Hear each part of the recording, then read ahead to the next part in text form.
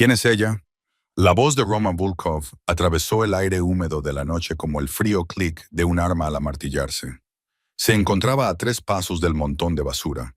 Su abrigo negro de cachemira estaba empapado por la llovizna y sus ojos grises eran tan fríos como el acero, mientras miraba fijamente el cuerpo acurrucado bajo una caja de cartón rota. Dmitri no respondió de inmediato. Llevaba 15 años trabajando para Roman, tiempo suficiente para saber que, a veces, el silencio era la respuesta más segura. La mujer no se movía. Su cuerpo estaba encogido, como si hubiera olvidado cómo enderezarse, con las mejillas hundidas y los labios agrietados y sangrando por las comisuras. Una moratón de color púrpura oscuro florecía bajo su ojo izquierdo. Su cabello, antes peinado y cuidado, ahora colgaba en mechones grasientos y enmarañados sobre su rostro. Parpadeó ante la tenue luz de la farola. Sus ojos estaban muy abiertos, pero vacíos, como si reconocer una voz le exigiera demasiado esfuerzo. Roman dio un paso más. «Te he hecho una pregunta». Dmitri carraspeó. «Serena Cole, la pupila de Victor Crane». Roman apretó la mandíbula. Victor Crane era el único hombre que había perdonado la vida a su padre, una deuda que Roman nunca había pagado. Se agachó lentamente. «Serena», dijo. Ella se estremeció. Todo su cuerpo se tensó, el trauma se reflejaba en cada espasmo y cada mirada por encima del hombro. Intentó levantarse, pero sus brazos temblaban tan violentamente que apenas podía soportar su propio peso. Luego, lenta y silenciosamente, se levantó el dobladillo de la camisa. Roman inhaló bruscamente. Cicatrices, docenas de ellas. Quemaduras rojas y dolorosas le atravesaban el pecho. Leves marcas moradas se enroscaban como cuerdas alrededor de su abdomen. Había cortes entrecruzados de una cuchilla, superficiales pero deliberados. Los moretones en sus brazos eran recientes. Debajo de ellos había heridas más antiguas que habían sanado incorrectamente, que habían sido ignoradas y olvidadas. No dio un paso atrás. Apretó los puños a los lados, no por horror, sino por rabia. Detrás de él, Dmitri dijo en voz baja: «La observé durante 3 días antes de llamarte. Necesitaba estar seguro». Roman no dijo nada. Estaba mirando a la chica de la que Victor Crane había hablado una vez con orgullo. La chica que tocaba el piano como un ángel. La chica que horneaba pastel de limón todos los domingos y tarareaba viejas canciones de jazz en la cocina. Ahora era medio fantasma. Se quitó el abrigo y se acercó a ella. «Serena», repitió, más suavemente, «no estoy aquí para hacerte daño». Sus ojos se posaron inseguros en su rostro. Su voz salió como un susurro entrecortado. «No me lleves de vuelta, me matarán». Los ojos de Roman se oscurecieron. «¿Quiénes?». Ella tragó saliva con dificultad. Su garganta se movió como si incluso respirar le causara dolor. «Todos ellos». Roman no parpadeó. Con cuidado le colocó el abrigo sobre los hombros, sin querer asustarla. Este envolvía por completo su frágil cuerpo. Ella miró sus manos, con suciedad bajo cada uña, y no dijo nada, pero no se apartó. Dmitri abrió la puerta del coche. «La clínica está lista. Entrada privada». Roman asintió y guió a Serena hacia el Mercedes negro como si estuviera hecha de cristal. Ella no habló en todo el trayecto. Kilómetros de luces de neón, escaparates cerrados e iglesias en ruinas pasaban ante sus ojos mientras la ciudad se alejaba detrás de ellos. Su reflejo en la ventana parecía el de otra persona. Alguien destrozado. Roman tamborileaba con los dedos sobre la rodilla. Su rostro era impasible como una piedra. Su mente iba a toda velocidad, no por culpa, sino por furia. ¿Qué le habían hecho? Vivian, Marcus, Isabel y Victor habían confiado en ellos, pero había cicatrices, moretones y ojos vacíos. Serena Cole había sido destrozada, golpeada y desechada, pero no olvidada. Si te ha conmovido la historia de Serena, dale al botón «Me gusta» y deja un comentario. Dime desde dónde lo estás viendo. Compártelo con alguien que necesite escucharlo. Si aún no lo has hecho, suscríbete para no perderte el próximo episodio. Un Mercedes negro se detuvo frente a un edificio desgastado por el tiempo en las afueras de Brooklyn. No había ningún letrero ni luces de neón, solo una pesada puerta de hierro y dos hombres vestidos de negro que montaban guardia. Dimitri salió primero y les dijo unas palabras. Entonces se abrió la puerta. Roman llevó a Serena al interior. Su cuerpo era tan ligero que apenas notaba su peso. Dentro había una clínica privada, impecable y moderna, todo lo contrario al exterior ruinoso del edificio. Aquí era donde la organización de Roman se ocupaba de los casos que exigían discreción. Sin registros, sin preguntas, solo resultados. La doctora Elena Marov ya estaba esperando, sin mostrar ninguna reacción al ver el estado de Serena. Llevaba trabajando para Roman el tiempo suficiente como para que ya nada le sorprendiera. Roman acostó a Serena en la camilla, dio un paso atrás y observó en silencio mientras la doctora comenzaba a examinarla. Serena no se resistió. Permaneció tumbada con la mirada fija en el techo, como si su alma hubiera abandonado su cuerpo hacía mucho tiempo.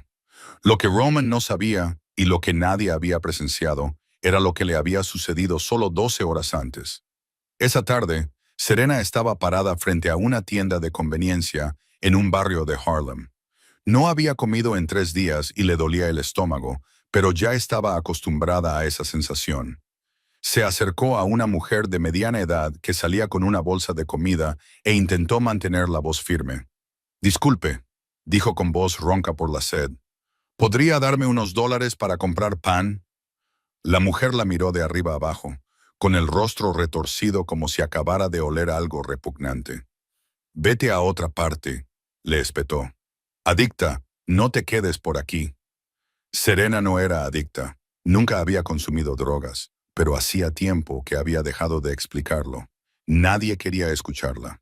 Siguió caminando por las calles, que se oscurecían a medida que se ponía el sol.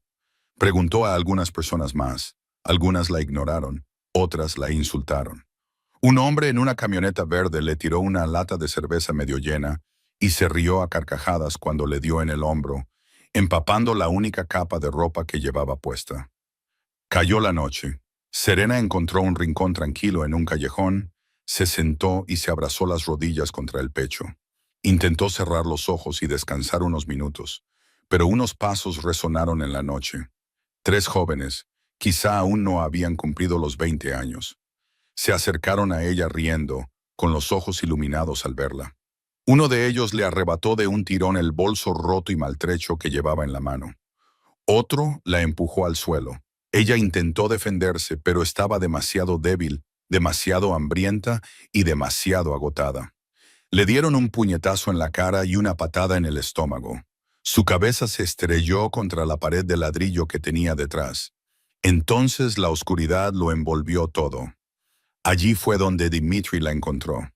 Llevaba 3 días vigilándola, siguiendo las órdenes de Roman tras recibir un soplo sobre una mujer que llevaba un anillo de la familia Crane y deambulaba por las calles de Nueva York. Ahora, en la clínica, la doctora Marov acababa de terminar de examinarla. Salió al exterior, donde Roman la esperaba. Su rostro estaba frío como el hielo, pero sus ojos ardían. «¿Cómo está?», preguntó. La doctora Marov miró sus notas, con voz tranquila. Sin embargo, cada palabra sonaba como una puñalada. Desnutrición grave, deshidratación y una infección leve en varias heridas. Las costillas cuarta y quinta del lado derecho muestran signos de fracturas antiguas que no han cicatrizado correctamente. También hay quemaduras de cigarrillos en los brazos y la espalda, y un corte superficial, pero deliberado en el abdomen, que dejará una cicatriz permanente. Roman no dijo nada. Apretó el puño y las venas azules se le marcaron bajo la piel. La doctora Marov dudó. «Señor Bulov», dijo en voz más baja, «estas lesiones se remontan a años atrás. No se trata de un accidente. Es un abuso sistemático». Roman apretó la mandíbula. ¿A quién pertenecía ella antes de acabar en la calle? A la familia de Victor Crane. Oír ese nombre fue para Roman como una bala que le atravesaba el pecho. Victor Crane fue el único hombre que perdonó la vida a su padre. Roman se sentó solo en su despacho, en la última planta de su edificio de Manhattan. La habitación estaba sumida en la oscuridad, iluminada únicamente por el resplandor de la ciudad que se filtraba a través de una enorme pared de cristal. No encendió la luz, No le hacía falta. Era en la oscuridad donde sus pensamientos se agudizaban y todo se aclaraba. Delante de él, sobre un escritorio de roble negro, yacía la fotografía que Dimitri acababa de entregarle. Era una foto de Serena Cole, tomada 10 años antes en una fiesta de cumpleaños. Era una chica de 17 años con un vestido blanco, sonriendo alegremente con la mano de Victor Crane sobre su hombro. Los ojos del anciano rebosaban de orgullo. Roman estudió la foto y luego levantó la mirada hacia la ventana. La chica de la fotografía y la mujer que yacía en su clínica eran dos personas completamente diferentes. Una rebosaba vida, la otra estaba casi muerta. La puerta se abrió. Dimitri entró con una carpeta en la mano. No necesitaba que lo invitaran a pasar. Después de trabajar juntos durante 15 años, esas formalidades habían perdido todo su sentido. Tengo información preliminar sobre la familia Crane, dijo Dimitri, dejando la carpeta sobre el escritorio. Victor Crane, de 68 años, se retiró de toda actividad hace 5 años. Ahora vive recluido en una mansión a las afueras de Chicago. Su hijo mayor, Marcus Crane, de 40 años, gestiona la mayor parte de los activos de la familia. Su esposa es Vivian Ashford, de 38 años, que proviene de una poderosa familia de abogados. La hija de Victor, Isabel Crane, de 34 años, vive en la finca principal con su familia. Roman escuchaba, pero su mente se remontó 20 años atrás. Tenía 16 años. Su padre, Alexei Bulov, era un inmigrante ruso y empresario que intentaba labrarse una vida en Nueva York. Sin embargo, había cruzado accidentalmente el territorio de Victor Crane en una época en la que Crane era uno de los jefes mafiosos más poderosos del noreste. Una noche de invierno llegaron. 4 coches negros se detuvieron frente a la casa. Unos hombres con abrigos largos salieron de ellos, con pistolas ocultas bajo la ropa. Roman lo recordaba todo con dolorosa claridad. Aún podía sentir la mano de su madre apretándole con fuerza el hombro. Los dos estaban temblando en un rincón del salón. Su padre estaba arrodillado en el suelo, con las manos atadas y la cara amoratada por la paliza que le habían propinado. Victor Crane entró, alto e imponente, con los ojos tan afilados como cuchillos. Miró al padre de Roman y luego dirigió la mirada a Roman y a su madre. El silencio se prolongó. Entonces Victor habló, con voz baja y fría. No mato a personas inocentes. No sabías lo que hacías cuando invadiste mi territorio. Lo acepto. Hizo una señal a sus hombres para que desataran al padre de Roman. Pero recuerda esto, continuó Victor, mirando directamente a los ojos del padre de Roman. Esto es una deuda. Algún día tu hijo la pagará. Luego se marcharon. No se disparó ni un solo tiro y no se derramó ni una gota de sangre. Solo una deuda que pesaba sobre la familia Bulov como una espada suspendida en el aire. 10 años después, el padre de Roman murió de una enfermedad cardíaca sin haber tenido la oportunidad de saldarla. Pero Roman lo recordaba. Recordaba cada detalle. Recordaba los ojos de Victor Crane aquella noche, el sonido de su voz y la promesa que había dejado atrás. Ahora, 20 años después, la hija adoptiva de Victor Crane yacía en la clínica de Roman, con el cuerpo lleno de cicatrices y el espíritu destrozado. Alguien de la familia Crane le había hecho eso. Roman se levantó y se acercó a la ventana, contemplando la ciudad nocturna. Millones de luces parpadeaban abajo, pero él solo podía ver las cicatrices de Serena. Sacó su teléfono y marcó un número. Cuando le respondieron, habló brevemente. Reúne a todos, en 30 minutos, en la tienda de vinos. Luego colgó y se volvió hacia Dimitri. Quiero saberlo todo sobre la familia Crane. Sus finanzas, propiedades inmobiliarias, conexiones, rutinas diarias, visitantes y reuniones. Síguelos las 24 horas del día, los 7 días de la semana. No se pierda ni un detalle. Dimitri asintió. Luego preguntó en voz baja. ¿Cuál es el plan, jefe? Roman se apartó de la ventana, con los ojos oscurecidos como el cielo antes de una tormenta. Victor Crane salvó la vida de mi padre. Nunca le pagué esa deuda. Hizo una pausa, apretando con fuerza la mandíbula. Ahora su hija se le está muriendo en mi clínica, Alguien le ha hecho esto y voy a descubrir quién. Sus ojos eran fríos como el hielo. Acaban de convertirse en mis enemigos. Pasaron 3 días. Serena yacía inmóvil en la cama del hospital, recibiendo líquidos y alimentada a través de un tubo por extraños cuyos nombres desconocía. Se sumió en un sueño profundo y febril, susurrando ocasionalmente nombres ininteligibles y llorando sin despertarse. Entonces, en la mañana del cuarto día, abrió los ojos.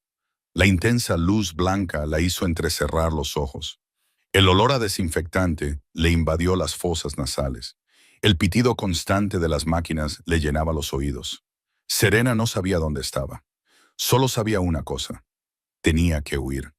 Su corazón latía sin ritmo. Su respiración era rápida y errática.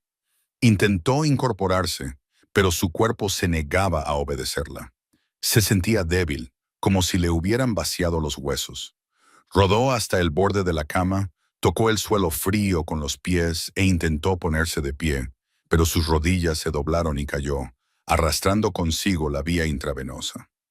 La botella de suero se estrelló contra el suelo con un fuerte estruendo. La puerta se abrió de golpe. Una mujer con bata blanca entró apresurada, con evidente preocupación en su rostro. Dijo algo en inglés, con voz suave y tranquilizadora, pero Serena no la oyó. Solo vio la mano de la mujer extendiéndose hacia ella. Serena gritó, ¡No me toque! Su voz se elevó, presa del pánico, como la de un animal acorralado sin ningún lugar a donde ir. Se acurrucó sobre sí misma. Con la espalda apoyada contra la pared, las manos entrelazadas sobre la cabeza y todo el cuerpo temblando. ¡No me toque! ¡No me toque! ¡No lo haga! La enfermera se detuvo y retrocedió, levantando las manos como en señal de rendición. Giró la cabeza hacia la puerta, como si esperara a alguien. Entonces Serena lo vio. Un hombre alto y de hombros anchos estaba de pie en la puerta, vestido con un traje negro sin corbata. Tenía el pelo castaño oscuro y ligeramente ondulado, y los ojos grises, como el cielo antes de una tormenta. Su rostro era frío y rígido, como tallado en piedra. Sin embargo, no había amenaza en su mirada, solo atención.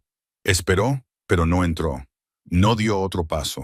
Simplemente se quedó allí, observándola desde una distancia segura. Era como si entendiera que cualquier movimiento repentino podría destrozar lo que quedaba de ella. La enfermera salió silenciosamente de la habitación, cerrando la puerta tras de sí. Solo quedaban 2 personas y el silencio se prolongó. Serena lo miró fijamente, con el pecho agitado y los ojos aún salvajes. ¿Quién eres?, preguntó con voz áspera. ¿Qué quieres de mí? Me llamo Roman Bulov, respondió él con calma. Te encontré hace 3 noches, moribunda en un callejón. Serena tragó saliva. No tengo dinero, no tengo nada, no quiero tu dinero. Quiero la verdad, la verdad. Serena se rió. Era un sonido amargo y vacío. ¿La verdad sobre qué? ¿Sobre lo que te pasó? ¿Sobre las cicatrices de tu cuerpo? ¿O sobre por qué la hija adoptiva de Victor Crane está medio muerta entre la basura? Al oír ese nombre, Serena se quedó paralizada, con los ojos muy abiertos, en una mezcla de miedo y confusión. «¿Conoces a mi padre? Le debo una deuda de hace mucho tiempo», dijo Roman, «y nunca olvido lo que debo». Serena no dijo nada. Se encogió aún más, como si intentara hacerse invisible. No confiaba en él. No confiaba en nadie. Cada vez que confiaba en alguien, la traicionaban, la golpeaban y la echaban. Roman la observó durante un largo rato. Luego, lentamente, sacó una vieja fotografía del bolsillo de su chaqueta y la puso sobre la mesita junto a la cama. No se la entregó, no la obligó a mirarla, simplemente dijo, «Ahí está», y dio un paso atrás. Serena miró la fotografía. Sintió como si le hubieran apretado el corazón con un puño.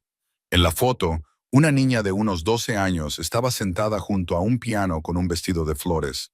Victor Crane estaba de pie junto a ella con la mano en su hombro y una sonrisa en el rostro. La luz del sol de la tarde se colaba por la ventana, bañándolos a ambos con un resplandor dorado. Era ella, era ella. 15 años antes, en la casa que una vez había sido su hogar. A Serena se le cortó la respiración. Se le nublaron los ojos con las lágrimas. ¿Dónde has conseguido esto?, susurró con voz temblorosa. Victor Crane solía hablar de ti, respondió Roman, la chica que tocaba el piano como un ángel. La chica que horneaba pasteles de limón todos los domingos y cantaba viejas canciones de jazz en la cocina. Estaba muy orgulloso de ti. Las lágrimas rodaban por las mejillas de Serena. No se molestó en secárselas. Esa chica está muerta, dijo con voz quebrada. Roman se acercó. Solo un paso. Entonces dime quién la mató. Serena levantó la cabeza y lo miró a los ojos, grises, fríos y firmes. No la juzgaban ni la compadecían, simplemente esperaban, pacientemente. Ella había guardado silencio durante tantos años. Había tragado sus lágrimas, apretado los dientes y aguantado, sin decir nada porque nadie quería escucharla. Pero este hombre quería escucharla. Por primera vez en años, Serena comenzó a contar su historia. Se sentó en la cama del hospital con la espalda apoyada en las almohadas y las delgadas manos entrelazadas en el regazo. Roman se sentó en una silla a unos pasos de distancia, lo suficientemente cerca como para oírla, pero lo suficientemente lejos como para que ella no se sintiera amenazada. Dimitri permaneció en silencio en un rincón de la habitación, tomando notas en un pequeño cuaderno. A última hora de la tarde, la luz del sol se colaba a través de una cortina transparente y proyectaba tenues rayos de luz sobre el suelo. Serena respiró hondo y comenzó a hablar. 15 años antes, tenía 12 años y vivía en el orfanato St. Mary's, en las afueras de Chicago. No recordaba los rostros de sus padres biológicos, solo que la habían dejado en la puerta de una iglesia cuando solo tenía unos meses. Creció entre frías paredes, junto a docenas de otros niños que habían sido abandonados de la misma manera. Aprendió a ser invisible, a no llamar la atención y a no esperar nada. Entonces, un día llegaron Victor y Catherine Crane. Catherine fue la primera persona que la miró como si fuera un ser humano y no solo un número en un expediente. Tenía el pelo castaño suave, cálidos ojos ámbar y una sonrisa que iluminaba la habitación. Se sentó junto a Serena y le preguntó si le gustaba la música. Serena asintió tímidamente. Catherine le tomó la mano y le dijo que tenía un piano en casa y que le enseñaría a tocar si quería. Una semana más tarde, Serena salió del orfanato, sentada en el lujoso coche de los Crane, con el corazón latiéndole con fuerza por el miedo y la esperanza. Su casa era más grande de lo que jamás había imaginado. Una mansión de 3 plantas con un gran jardín y una fuente en el patio delantero. Pero lo que más le impresionó fue el piano del salón. Era negro y reluciente, majestuoso y tan bonito que no se atrevía a tocarlo. Catherine le enseñó una nota tras otra. Era paciente y amable, y nunca regañaba a Serena cuando cometía un error. Catherine también le enseñó a cocinar, mostrándole cómo hacer un pastel de limón a partir de una receta familiar. Le enseñó que todos los domingos eran días familiares, en los que todos se sentaban juntos a comer pastel mientras tomaban té y hablaban de la semana anterior. Victor era diferente. Era estricto y callado, y su rostro siempre estaba frío como el hielo, pero la protegía a su manera. Una vez, cuando Serena tenía 14 años, un chico del barrio se burló de ella y la llamó huérfana. Victor se enteró. No dijo nada, solo miró al chico, y el frío que desprendía era tan intenso que el chico nunca más se atrevió a acercarse a la casa de los Crane. Esa noche, Victor llamó a Serena a su estudio y le dijo, con voz baja y firme, «Eres mi hija. Si alguien te pone la mano encima, le cortaré las manos». Serena lloró. Por primera vez en su vida, sintió que pertenecía a algún lugar. Pero no todos en la familia le dieron la bienvenida. Marcus, el hijo biológico de Victor, y casi 15 años mayor que ella, siempre la miraba con desprecio. Isabel, la hija de Victor, no era abiertamente hostil ni amistosa. Trataban a Serena como si fuera un adorno que Catherine había traído a casa y que tiraría cuando pasara la novedad. Entonces Marcus se casó con Vivian Ashford. Desde su primer encuentro, Serena pudo sentir el peligro que emanaba de Vivian. Vivian era hermosa y refinada, nacida en una poderosa familia de abogados, pero sus ojos eran fríos como los de una serpiente y llenos de desdén cada vez que miraba a Serena. Vivian no ocultaba su odio. Una vez, cuando estaban solas en la cocina, se inclinó hacia Serena y le susurró: «No eres más que una sirvienta que finge ser una hija adoptiva. No finjas que perteneces a este lugar». Catherine protegía a Serena. Se interponía entre Serena y la hostilidad de los demás. Pero 3 años antes, le diagnosticaron un cáncer en fase terminal. 6 meses después, murió. Serena aún recordaba la última noche que pasó junto a la cama de Catherine. Catherine sostenía la mano de Victor, con voz débil pero urgente. «Protege a la niña», le dijo. «No dejes que le hagan daño», prometió Victor. Pero después de que Catherine falleciera, él se derrumbó. Se encerró en su habitación y se negó a ver o hablar con nadie. Se alejó de todo, incluso de proteger a Serena, y Vivian aprovechó la oportunidad. Serena se detuvo, con la voz entrecortada. Bajó la mirada hacia sus manos, con los dedos delgados temblando. Roman la observaba, con el rostro impasible, pero los ojos oscurecidos. Después de la muerte de Catherine, preguntó en voz baja: «¿Qué pasó?». Serena levantó la cabeza, con los ojos enrojecidos, pero sin lágrimas. Ya había llorado demasiado. Ahora solo había vacío. «Me trasladaron al sótano», dijo. Vivian dijo: «Ya no merezco vivir arriba». Hizo una pausa y respiró con dificultad. Fue entonces cuando comenzó la verdadera pesadilla. Roman se inclinó hacia adelante, con sus ojos grises agudos y fríos. «Cuéntame todo». El sótano era frío y oscuro. Solo había una tenue luz en el techo, una cama de hierro con un colchón fino y un cubo en la esquina. Serena tendría eso durante los siguientes 2 años. Vivian no perdió el tiempo. La primera noche Serena fue trasladada al sótano. La mujer bajó y se paró frente a ella, sonriendo con una frialdad glacial.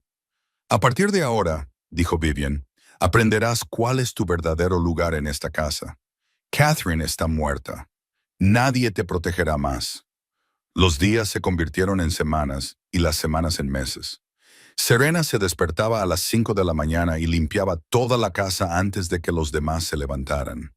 Cocinaba, lavaba, planchaba y hacía todo lo que solían hacer los sirvientes. Sin embargo, no le pagaban, ni le permitían descansar o comer en la mesa familiar. Vivian le daba de comer las sobras. A veces solo eran unas migajas de pan duro y agua sin gas. Había días en los que no le daba nada porque Vivian decía que su trabajo no era lo suficientemente bueno. Pero el hambre no era lo peor. Vivian la golpeaba, no siempre, solo cuando nadie podía verla, solo cuando Serena cometía un error, por pequeño que fuera. Una mancha en un vaso, un pliegue en un mantel, una respuesta retrasada medio segundo. Vivian utilizaba sus manos, una percha, cualquier cosa que tuviera a mano. Golpeaba donde la ropa podía ocultar el daño, la espalda, el estómago y los muslos, para que nadie viera las marcas. Serena recordaba una noche en la que estaba lavando los platos y rompió accidentalmente una copa de cristal. Vivian oyó el ruido y entró en la cocina, con el rostro pálido de furia. No dijo ni una palabra. En cambio, se quitó el cigarrillo a medio fumar de los labios, se acercó a Serena y se lo clavó directamente en el brazo. Serena se mordió hasta sangrar la boca para evitar gritar. Sabía que si gritaba, Vivian haría algo peor. Se quedó allí, con lágrimas corriendo por su rostro, respirando el hedor de la carne quemada. Vivian sonrió con satisfacción. «La próxima vez, ten más cuidado», dijo, y luego se alejó. Marcus lo sabía. Serena estaba segura de que lo sabía. A veces veía los moretones en sus muñecas cuando ella recogía la mesa después de cenar, pero no decía nada. Apartaba la cara, fingiendo no ver nada. Y cuando estaba borracho, lo cual ocurría cada vez con más frecuencia, también la golpeaba. Lo hacía sin motivo alguno, solo porque estaba enfadado con la vida, con su padre o con cualquier cosa. Serena era el blanco más fácil para su ira. Isabel no usaba las manos. Humillaba a Serena, le tiraba cosas cuando estaba enfadada y la obligaba a trabajar como una esclava desde la mañana hasta la noche. Llamaba a Serena gorrona, le decía que era basura y que nunca debería haber nacido. Una vez, Serena arrugó accidentalmente el vestido favorito de Isabel mientras lo planchaba. Isabel la tiró al suelo de una bofetada y la obligó a arrodillarse y suplicar perdón durante 2 horas. Para sobrevivir, Serena llevaba un diario. Encontró un viejo cuaderno en una pila de cosas desechadas y un bolígrafo casi sin tinta. Todas las noches, cuando todos se habían ido a dormir, escribía en él. Escribía sobre lo que había sucedido durante el día. Escribía cartas a Catherine, diciéndole cuánto la echaba de menos y deseando que siguiera viva. También se escribía cartas a sí misma, recordándose que seguía existiendo y que no era basura, como decían. Era la única forma de mantener la cordura. Le contó a Roman en un susurro que se escribía cartas a sí misma, a Catherine y a cualquiera que quisiera escucharla. Escondió el diario debajo de una tabla suelta del suelo del sótano, un lugar donde nadie pensaría en buscar. Roman preguntó en voz baja, ¿y Víctor? ¿No sabía nada? Serena negó con la cabeza y se rió con amargura. Víctor vivía en una casa de vacaciones a más de 1 hora en coche. Solo venía de visita una vez cada varios meses. Y cada vez que venía, Vivian lo sabía con antelación. O bien escondían a Serena, o si eso no era posible, le cubrían las heridas con maquillaje, le hacían llevar ropa de manga larga y le advertían de que las consecuencias serían terribles si decía algo. Hubo una vez en que Serena intentó contárselo a Víctor. Él vino a visitarlos en Navidad y ella pensó que era su única oportunidad. Esperó hasta que él se quedó solo en su estudio y entonces entró, dispuesta a contárselo todo. Pero Vivian la estaba observando. Apareció justo detrás de Serena, sonrió a Víctor y le dijo que Serena solo quería desearle una feliz Navidad. Luego se llevó a Serena fuera. Esa noche, Vivian golpeó a Serena hasta que se desmayó. Si vuelves a abrir la boca, le dijo, me aseguraré de que desaparezcas para siempre y nadie encuentre tu cuerpo. Y yo la creí, dijo Serena, mirando a Roman con ojos vacíos. Sabía que podía hacerlo. Roman apretó el puño sobre el brazo de la silla y sus venas azules se marcaron bajo la piel. ¿Por qué no huiste? Serena se rió con amargura y vacío. ¿Huir a dónde? No tenía dinero ni documentos. Viven lo guardaba todo. Mi pasaporte, mi documento de identidad y mi certificado de nacimiento. Se aseguraba de que no pudiera existir sin ellos. Serena levantó la cabeza y miró directamente a los ojos de Roman. He estado en prisión durante mucho tiempo. El sótano era mi única celda. 6 meses antes, Viven había decidido que era hora de poner fin al juego. Había atormentado a Serena durante 2 años, pero eso ya no era suficiente. Quería echar a Serena de la casa para siempre y necesitaba la excusa perfecta para hacerlo sin despertar sospechas. Encontró esa excusa en la caja fuerte de Víctor. Era un juego de joyas de diamantes que pertenecía a Catherine, compuesto por un collar, un par de pendientes y una pulsera, con un valor total de casi $2 millones. Victor se lo había regalado a su esposa como regalo de boda. Tras la muerte de Catherine, se conservó como un recuerdo sagrado. Viven sabía el código de la caja fuerte porque Marcus lo había revelado accidentalmente cuando estaba borracho. Una noche, cuando toda la casa dormía, Viven sacó el juego de joyas, lo envolvió en un pañuelo de seda y bajó al sótano. Serena estaba dormida, agotada tras un día de trabajo. Viven colocó el pañuelo debajo de la cama de Serena, donde sería fácil de encontrar, pero parecería que había sido escondido. Luego esperó. Una semana más tarde, Víctor vino de visita. Era la ocasión perfecta. Esperó hasta la cena, cuando toda la familia estaba sentada alrededor de la mesa, y entonces comenzó su actuación. Fingiendo estar preocupada, dijo que recientemente habían desaparecido algunos objetos de la casa y que, aunque no quería sospechar de nadie, no podía evitar darse cuenta. Víctor frunció el ceño y preguntó qué se había llevado. Vivian dudó y dijo que no se atrevía a decir qué se había llevado porque temía que eso le hiciera daño.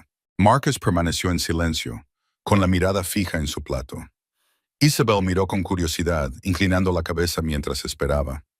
Victor exigió a Vivian que hablara con claridad. Ella respiró hondo y dijo que el juego de joyas de Catherine había desaparecido de la caja fuerte. Victor palideció. Se levantó, corrió a su estudio y abrió la caja fuerte, que estaba vacía. Cuando regresó al comedor, tenía los ojos enrojecidos por la rabia y el dolor. «Era el recuerdo de mi esposa», rugió. «¿Quién ha hecho esto?» Vivian dio un paso adelante y puso la mano sobre el hombro de Victor. Su voz era suave, pero sus palabras tenían un gran peso. «Creo que sé quién ha sido, pero no quiero creerlo. Intenté ignorarlo. Intenté darle una oportunidad». «¿Ella?», preguntó Victor, entrecerrando los ojos. Vivian giró la cabeza hacia la escalera que bajaba al sótano. Victor lo entendió. Bajó las escaleras, con Vivian detrás de él. Marcus e Isabel estaban de pie en las escaleras, observando como el público de una obra de teatro que ya se había representado. Serena estaba fregando el suelo de rodillas cuando se abrió la puerta del sótano. Levantó la vista y vio a Victor allí de pie, con el rostro frío como el hielo. Detrás de él estaba Vivian, con sus ojos serpentinos brillando. Serena supo que algo terrible estaba a punto de suceder. Victor no dijo ni una palabra. Se acercó a la cama de Serena, se agachó y empezó a buscar. Su mano tocó el pañuelo de seda. Lo sacó y lo abrió. Las joyas de diamantes brillaban bajo la débil luz amarilla. El rostro de Victor se descompuso. «Serena», dijo con voz ronca. «¿Qué es esto?».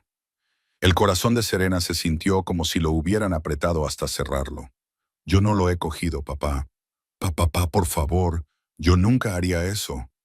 Se arrastró hasta los pies de Victor, con lágrimas corriendo por su rostro. Vivian dio un paso adelante, con los ojos enrojecidos y lágrimas rodando por sus mejillas. Eran las lágrimas falsas que había practicado frente al espejo cientos de veces. «Intenté protegerla, Victor.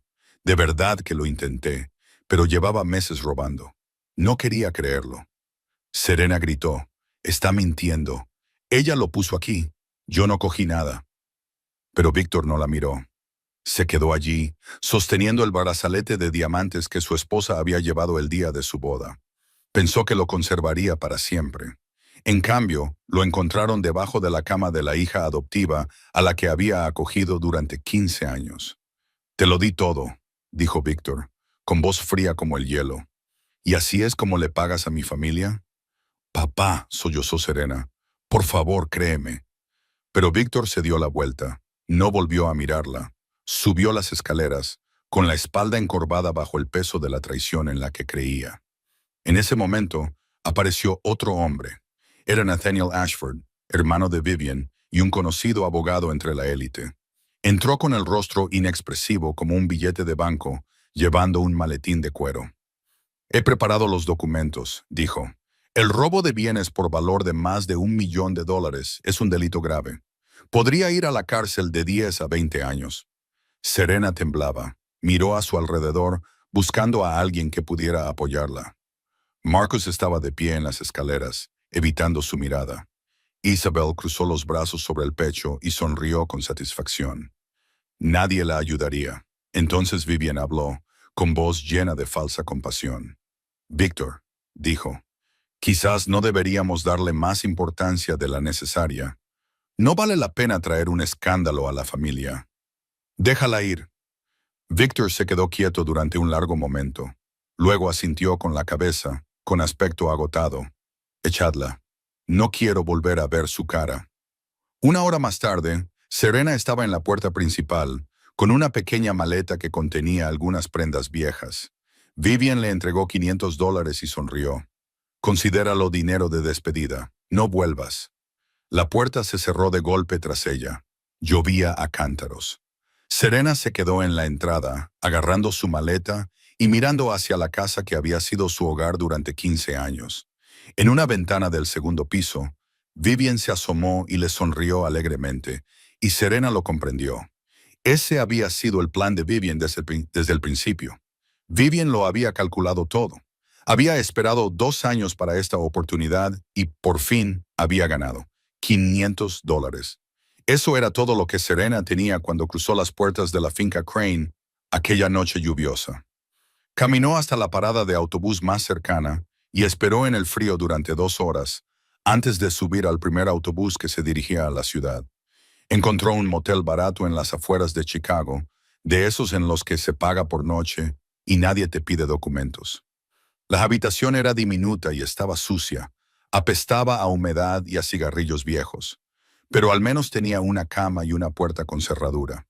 Serena pensó que se quedaría allí unos días, encontraría un trabajo y luego alquilaría un pequeño apartamento y empezaría su vida de nuevo. Se equivocó. Nadie contrata a alguien sin identificación. Serena fue de restaurante en restaurante, de tienda en tienda, de cafetería en cafetería, suplicando cualquier trabajo. Lavar platos, fregar suelos, cualquier cosa. Pero la respuesta era siempre la misma. ¿Tienes identificación? ¿Tienes número de la seguridad social? ¿Tienes permiso de trabajo? No tenía nada. Viven se lo había quedado todo. Su pasaporte, su documento de identidad y su certificado de nacimiento. Todo lo que probaba la existencia de Serena estaba en manos de Viven. Serena no podía abrir una cuenta bancaria ni alquilar un lugar oficialmente. No podía hacer nada de lo que podía hacer un ciudadano normal. Era como un fantasma, viva, pero sin reconocimiento. El dinero se estaba agotando. $30 por noche por el motel y $10 al día por la comida, y comía muy poco. Después de 2 semanas, los $500 se habían acabado. Empezó a vender sus pertenencias. Su único abrigo le reportó $20. Sus zapatos, que aún estaban en buen estado, le reportaron $15. El pequeño reloj que Catherine le había regalado cuando tenía 16 años le reportó $50. Cada vez que vendía algo sentía como si le arrancaran una parte de sí misma, pero no tenía otra opción. Al final solo le quedaba una cosa, el anillo de Catherine, un sencillo anillo de plata con una pequeña piedra azul. No valía mucho dinero. Catherine lo había llevado toda su vida y se lo había dejado a Serena antes de morir. Serena lo mantuvo escondido en el bolsillo de su abrigo durante los 2 años que pasó encerrada en el sótano, sin que nadie lo supiera. Incluso ahora, hambrienta hasta el punto de marearse y con tanto frío que no sentía los dedos de los pies, no lo vendería. «Prefiero morir de hambre antes que venderlo», le dijo Serena a Roman con voz ronca. «Es la única prueba que tengo de que tuve una madre». Se marchó de Chicago al cabo de un mes, no por ninguna razón en particular, sino simplemente porque no podía soportar quedarse en la ciudad donde vivían los Crane. Se subió a un autobús de larga distancia y gastó sus últimos billetes en viajar hacia el este, a Cleveland, Pittsburgh y Filadelfia. Todas las ciudades eran iguales, miradas despectivas, puertas que se cerraban en sus narices, noches pasadas en un banco del parque hasta que los guardias de seguridad la echaban. Al final llegó a Nueva York, la ciudad de los sueños.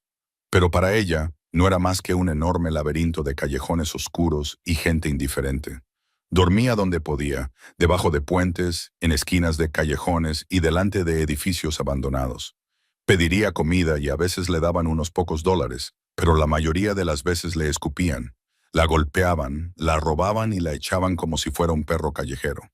Una vez encontró un trozo grande de cartón y decidió usarlo como cama improvisada para pasar la noche.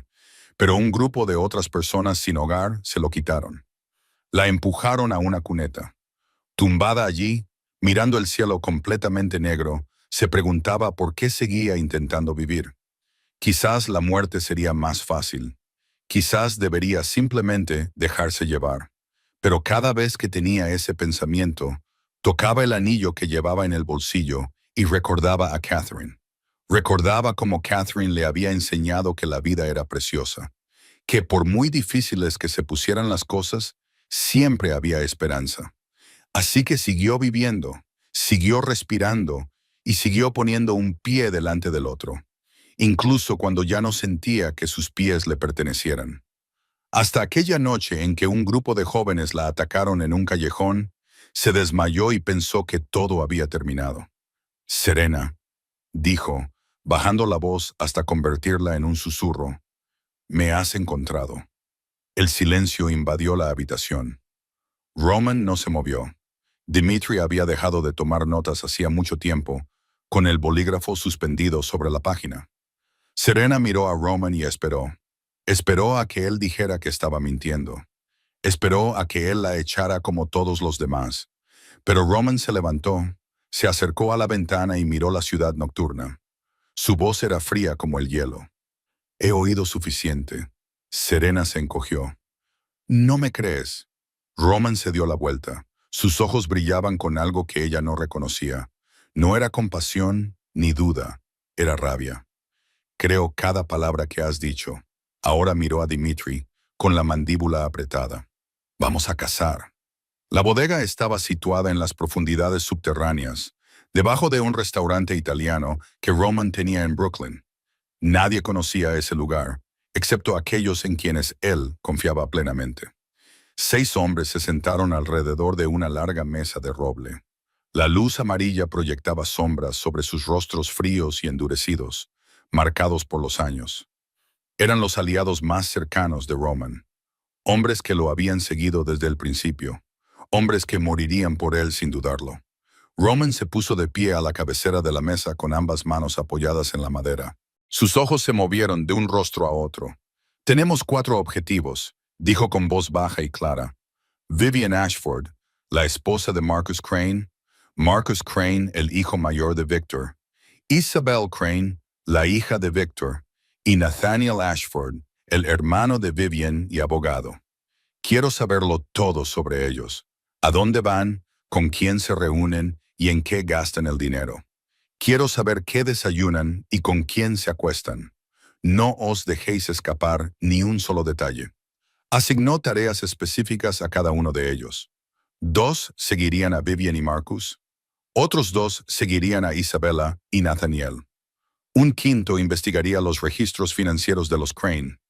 El 6º hombre recurriría a sus contactos en el mundo del hampa para averiguar si alguien sabía algo sobre alguna transacción inusual.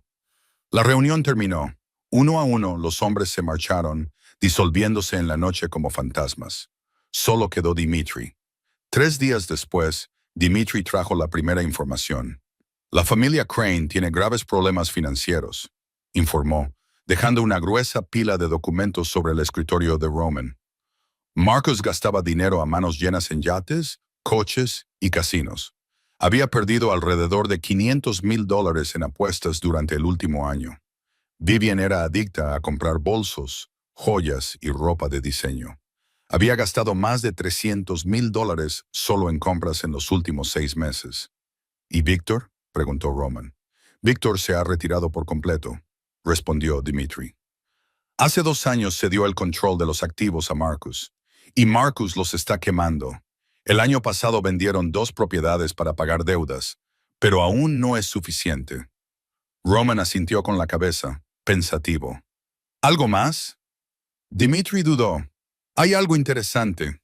Conozco a alguien en el mercado clandestino de joyas. Dice que alguien vendió un costoso juego de diamantes hace unos 3 meses. La descripción coincide con las joyas de Catherine Crane. Los ojos de Roman brillaron. Llévame a verlo. La joyería de Mel estaba situada en un estrecho callejón de Brighton Beach, en el corazón de la comunidad rusa de Brooklyn.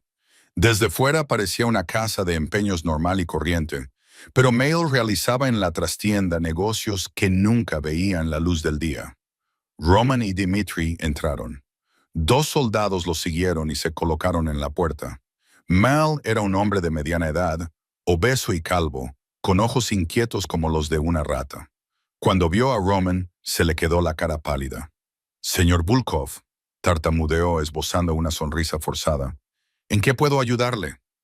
Roman no respondió. Sacó una silla y se sentó frente a Mikhail, apoyando ambas manos sobre la mesa. «Las joyas de diamantes», dijo con tanta calma como si estuviera hablando del tiempo. «¿Quién se las vendió, Catherine Crane?» Mel parpadeó. «No conozco a nadie llamada Crane. No sé a qué joya se refiere». Roman lo observó durante un largo momento y luego asintió levemente con la cabeza. Los 2 soldados que estaban detrás de Mal dieron un paso adelante, lo agarraron y lo empujaron contra la mesa.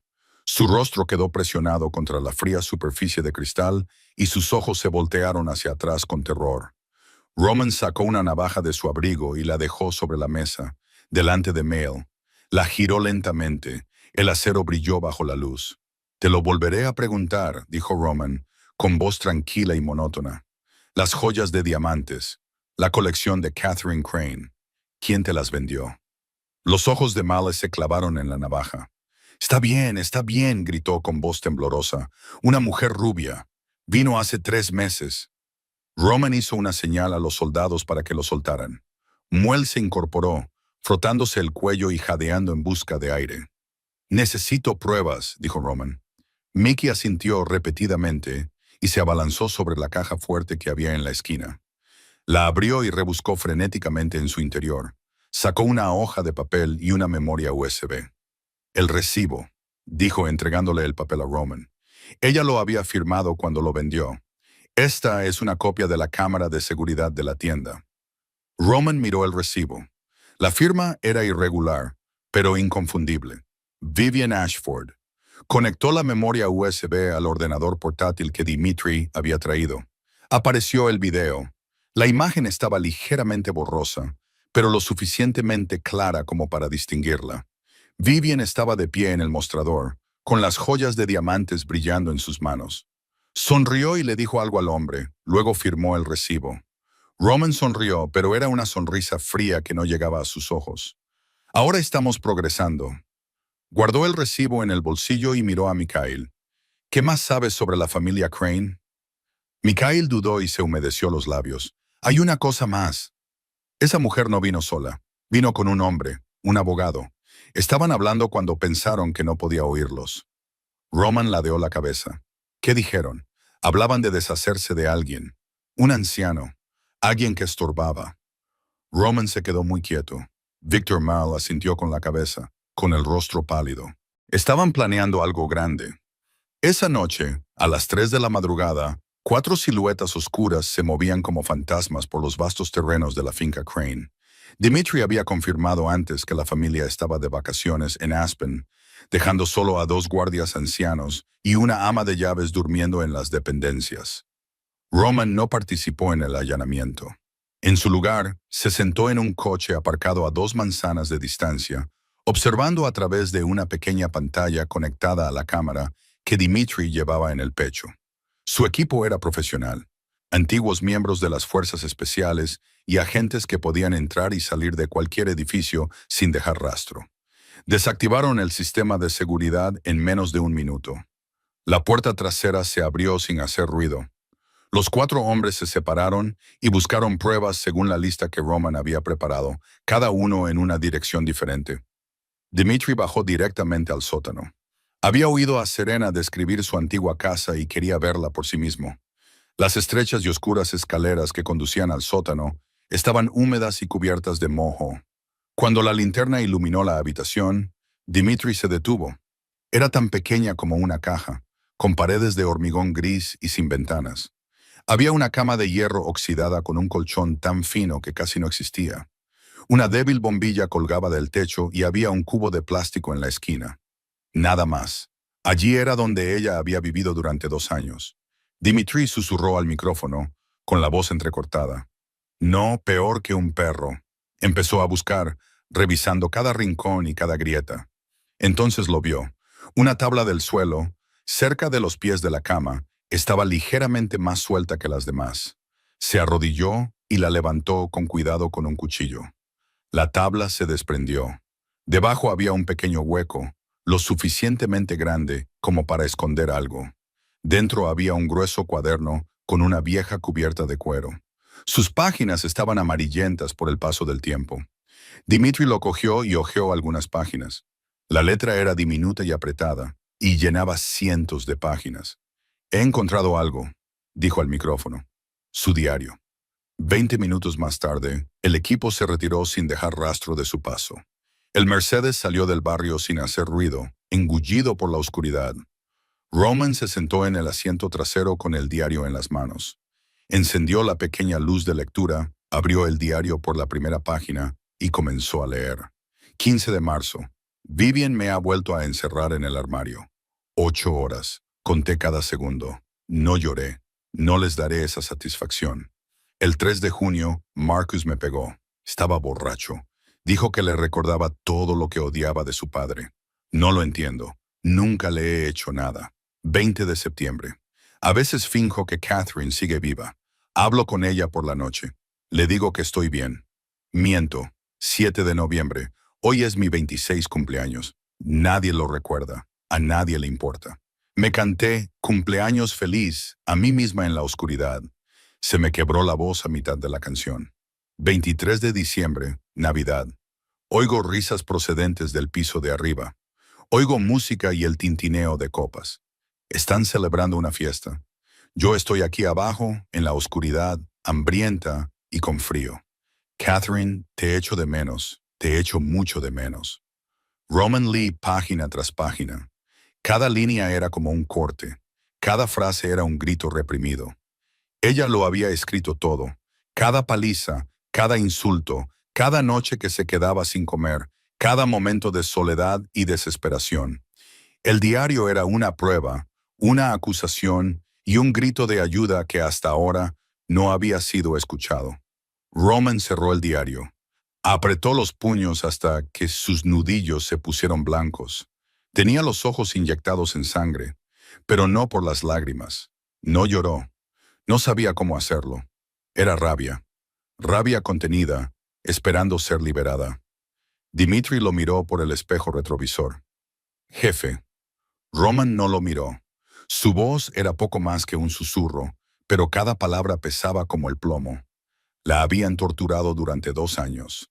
La quemaron, la cortaron y la encerraron en la oscuridad. Y Víctor no lo había sabido. Miró por la ventana, con la mandíbula apretada.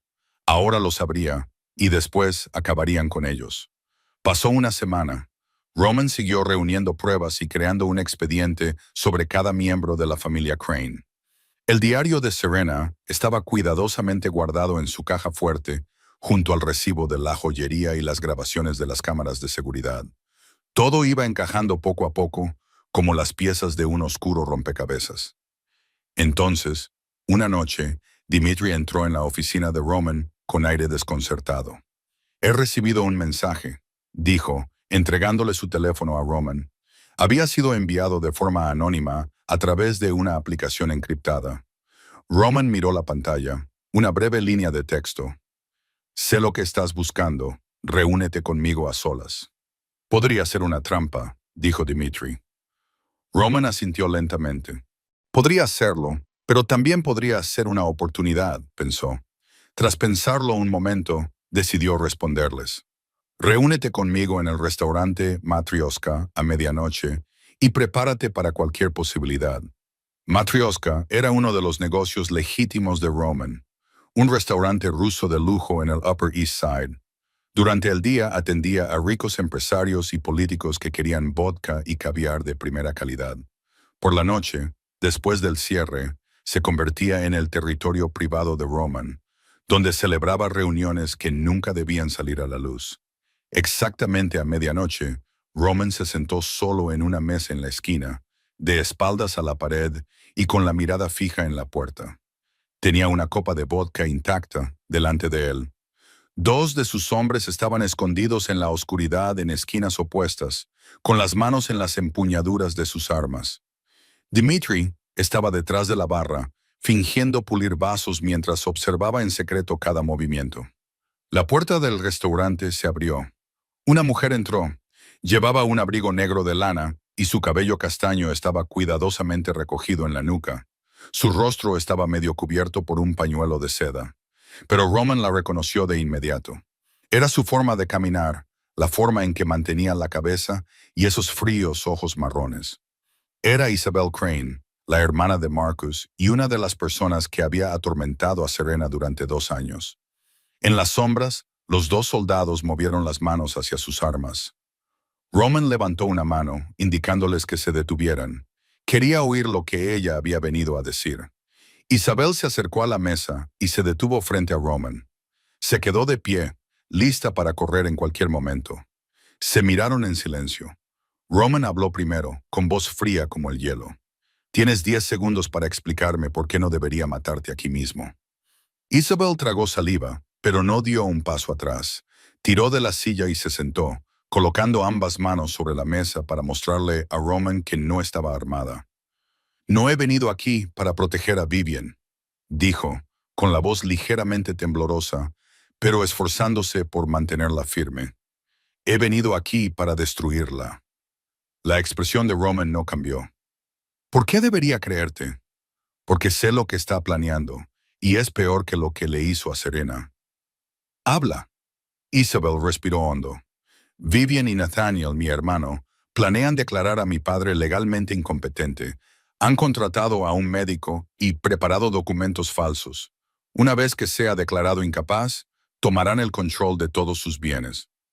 Roman escuchó, con el rostro tan impasible como siempre. ¿Algo más? Isabel lo miró a los ojos. Si ese plan no funciona, continuó, lo matarán. Un pesado silencio se apoderó de la habitación. Roman no se movió, pero todo encajaba en su mente. Recordó la conversación que había escuchado en la joyería sobre deshacerse de alguien. Un anciano, alguien que estorbaba. Ahora lo entendía. ¿Por qué estás aquí?, preguntó. Tú eres parte de ellos. Los viste torturar a Serena y no dijiste nada. ¿Por qué los traicionarías ahora? Isabel bajó la cabeza, con los hombros temblando. Porque Vivian me amenazó, dijo. O estás conmigo o serás el siguiente. Sé que no bromeaba. Vi lo que le hizo a Serena. Sé lo que podría hacerme. Levantó la cabeza y tenía los ojos enrojecidos. No soy una buena persona, señor Volkov. Sé que soy una cobarde. Vi cómo torturaban a Serena. Me quedé callada porque tenía miedo. Tenía miedo de Vivian.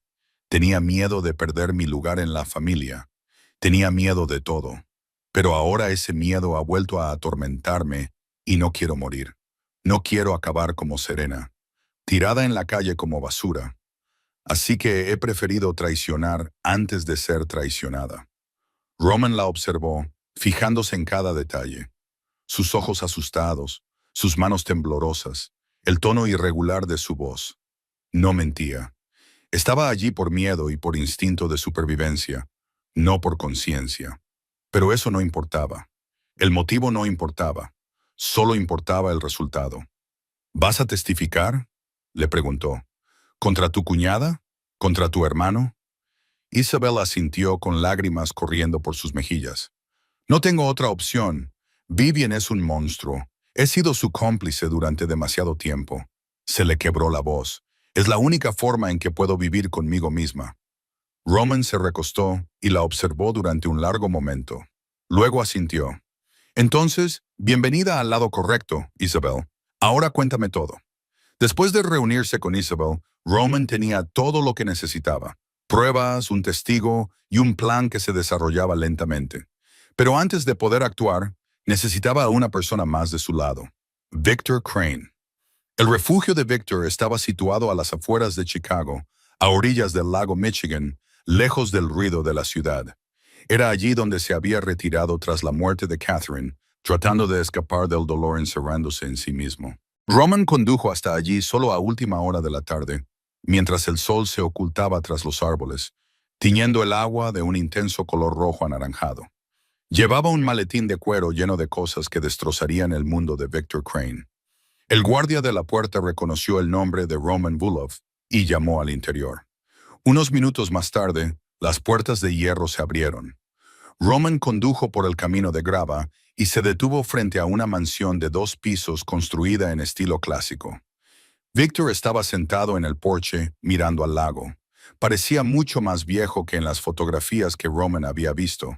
Tenía el pelo blanco, los hombros encorvados y el rostro profundamente arrugado. Los ojos que antes habían sido tan agudos como cuchillas ahora estaban apagados y cansados. Cuando Roman subió los escalones, Victor levantó la cabeza. La sorpresa se reflejó en su rostro, pero rápidamente se convirtió en curiosidad. Roman Bulov, el hijo del hombre al que perdoné, dijo Victor con voz ronca. Sin embargo, aún conservaba un atisbo de la autoridad de un hombre que en otro tiempo había gobernado un imperio del Hampa. Te ha ido bien. He oído que ahora eres el jefe de todo el noreste. Roman asintió sin perder tiempo. He venido a saldar la deuda, Victor. Pero primero, tienes que ver esto. Dejó un maletín de cuero sobre la mesa y lo abrió. Dentro había el diario de Serena, una carpeta con fotografías, una memoria USB y una pequeña grabadora. Víctor frunció el ceño mirando los objetos con desconcierto. ¿Qué es esto? Roman no respondió. En lugar de eso, sacó el diario y lo puso en las manos de Víctor. Léelo, dijo. Víctor abrió el cuaderno y comenzó a leer. Al principio, lo hojeó rápidamente, incapaz de entender lo que estaba viendo. Luego, poco a poco, a medida que reconocía la letra familiar y comprendía lo que decían las líneas, su rostro comenzó a cambiar. Sus manos empezaron a temblar, sus ojos se agrandaron y sus labios se movieron, pero no salió ningún sonido. 15 de marzo. Vivian me encerró en el armario otra vez. 8 horas. 3 de junio. Marcus me pegó hoy. 20 de septiembre. A veces finjo que Catherine sigue viva. Hablo con ella por la noche. Le digo que estoy bien. Miento. Víctor leyó página tras página. Cada línea era como una puñalada en el pecho. Las lágrimas comenzaron a resbalar por sus mejillas arrugadas, pero no se detuvo. Leyó hasta que ya no pudo seguir leyendo, hasta que las palabras se le nublaron ante los ojos. No, susurró con la voz quebrada. No puede ser mi niña. Roman abrió la carpeta de fotos y se la mostró a Víctor. Había fotos de las cicatrices en el cuerpo de Serena, quemaduras, cortes y moretones. Cada imagen era una prueba irrefutable de la crueldad que había sufrido. Luego reprodujo el video de la cámara de la joyería. Víctor vio a Vivian en la pantalla sonriendo mientras vendía las joyas de Catherine. Finalmente Roman encendió la grabadora. La voz de Isabel llenó el aire, revelándolo todo. Los abusos, la acusación fingida, el plan para apoderarse de los bienes y el plan para matar a Víctor si fuera necesario. La torturaron durante 2 años. En tu propia casa, bajo tu techo, dijo Roman, con voz fría pero firmemente controlada. Luego la incriminaron y la echaron a la calle como si fuera basura. El rostro de Víctor se derrumbó por completo. Lloró. No en silencio, sino con el tipo de sollozos que provienen de un hombre que siente que lo ha perdido todo. Les creí, dijo con voz entrecortada. Creí a Vivian, la eché con mis propias manos. Se le quebró la voz. ¿Dónde está? ¿Dónde está mi hija? Está a salvo contigo. Víctor levantó la cabeza, con los ojos llenos de desesperación. Llévame con ella, por favor. Necesito verla. Necesito hacerlo. Todavía no, dijo Roman con voz dura. Primero tenemos que terminar esto. Necesito tu ayuda. Víctor se secó las lágrimas. Entonces algo cambió en sus ojos. Un viejo fuego. El fuego que lo había convertido en una leyenda décadas atrás volvió a encenderse. Volvió a encenderse. ¿Qué tengo que hacer?, preguntó Víctor. Roman sonrió. Una sonrisa fría. Necesito que invites a tu familia a cenar. Una última cena de reencuentro. Víctor lo entendió. Una trampa. Entrarían en ella por su propio pie y nunca volverían a salir. 3 días antes de la cena, Roman comenzó a prepararse como si estuviera planeando una operación militar. Convocó a todo su círculo más cercano a la bodega.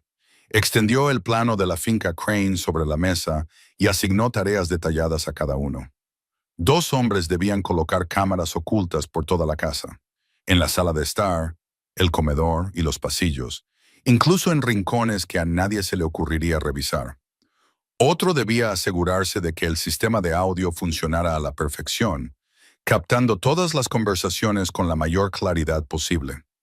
A Dimitri se le encomendó la tarea de ponerse en contacto con sus amigos de la policía. Se trataba de hombres que llevaban años aceptando dinero de Roman y que estaban dispuestos a hacer todo lo que él les pidiera.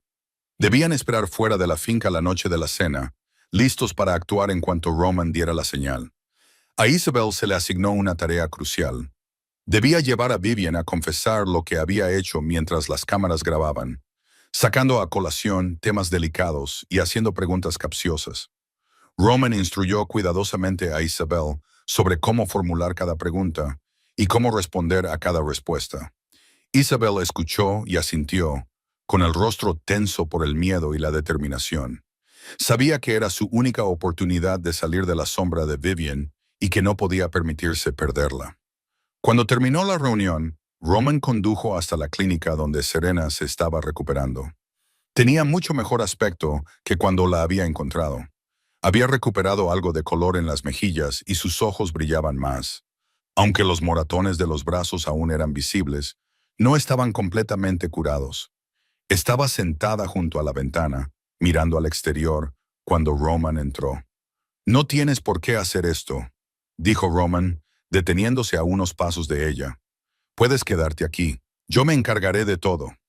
Serena se volvió y negó con la cabeza. «No, tengo que estar allí. Necesito que me vean erguida, no destrozada ni suplicando».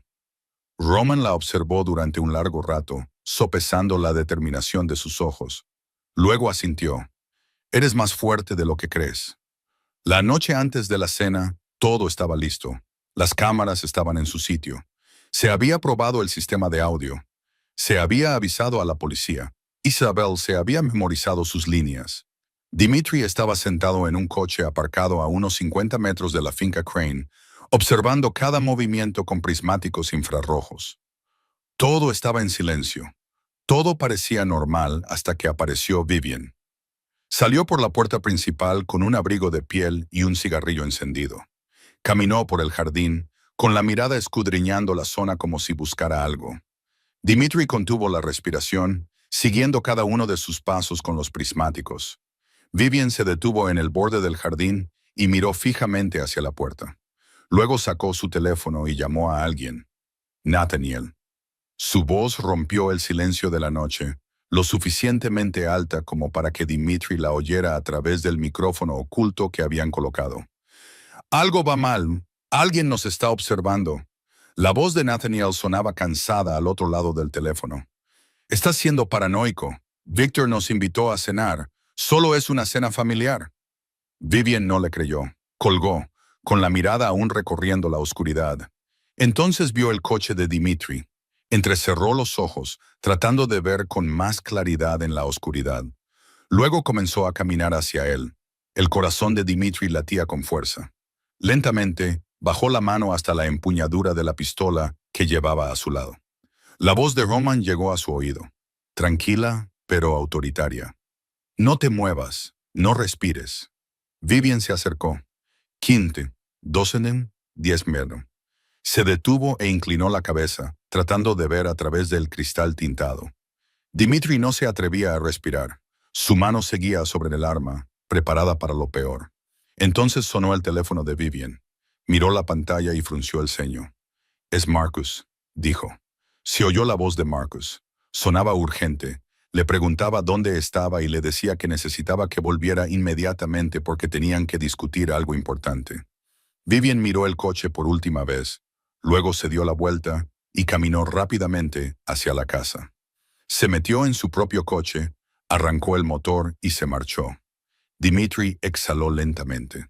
Su cuerpo estaba cubierto de sudor frío.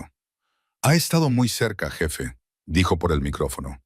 La voz de Roman llegó a través del auricular, tranquila como siempre. «Mañana no importará. Mañana ella misma entrará en la jaula». La noche pasó lentamente. Nadie durmió. Roman se sentó en su oficina, contemplando la ciudad nocturna, pensando en todos los resultados posibles y en cómo manejar cada uno de ellos. Dimitri revisó el equipo por última vez. Isabel yacía en la cama con los ojos muy abiertos, mirando al techo y sintiendo una sensación de pavor. Serena se quedó de pie junto a la ventana de la clínica y observó cómo el cielo pasaba de negro a gris y luego a un suave naranja rosado a medida que el sol comenzaba a salir. Roman llegó al amanecer, entró en la habitación y se quedó de pie junto a ella, junto a la ventana. Los dos contemplaron el amanecer en silencio durante un largo rato. «¿Estás lista?», preguntó Roman. Serena se volvió hacia él. Por primera vez desde que la encontró en aquel callejón oscuro, vio una chispa en sus ojos. No era miedo ni desesperación, sino el fuego de la determinación y la fuerza de alguien que había sobrevivido al infierno y estaba lista para enfrentarse a sus torturadores. «Llevo 2 años preparada». Esa noche la mansión Crane estaba resplandeciente. Las lámparas de cristal vertían un cálido resplandor dorado en el gran comedor, donde la mesa estaba perfectamente puesta con cubiertos de plata y copas de cristal de alta gama.